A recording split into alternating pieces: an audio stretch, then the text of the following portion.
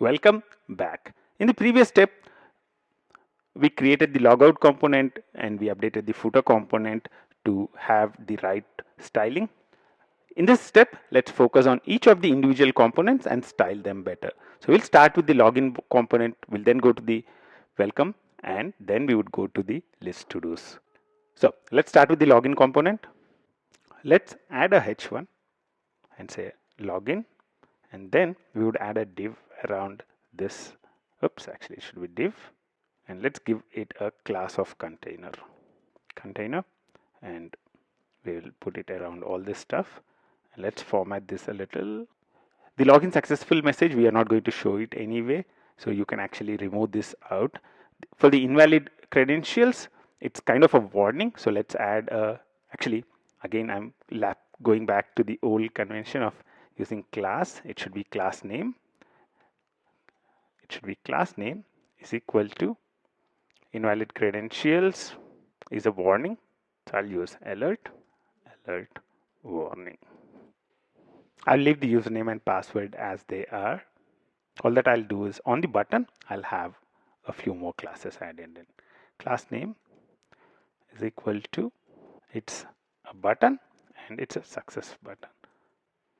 Now you can see that the login page is much better aligned. So in 28 minutes dummy, I can go now into the welcome page. So now let's go to the welcome page and format it. So now I'm formatting the welcome component. What I'll do is I'll just press enter over here and start afresh.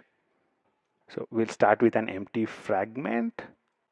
We'll add a h1 and we'll say welcome, and we'll add a div with class is equal to container and copy this text in. Let's remove these divs out. Actually, I could have reused the divs instead of creating a new one here, but that's okay. We have the welcome component done. Let's see how it looks. Okay, cool. So now you go to the login in 28 minutes dummy and do login. You get to the welcome page. If you go to the login, if you invalid password, you get an invalid credentials. So that's cool. The UI is looking pretty decent right now. The next page that we need to focus on is the list to dos, right? So let's go to the list to dos page. This is where it is. So we have a div already present, and we also have a h1 here. So what I'll do is I'll actually add in another div around the table alone. So around the table I'll add another div and I'll give it a class of container. Class is equal to container so that we get some space around it. And let's push this table a little, and then what we'll do is we'll give this a class of table. Cool. Now we have a list to dos and we have the table displayed in here. You can see that the table is much better looking right now. What I'll also do is I'll remove the ID field, because ID does not really make sense on a to-do page, right? Who cares what the ID of a to-do is? So this is how the page looks right now: home, to-dos, and the login page and the logout page. This step brings us to the end of all the styling that we were doing for the last few steps.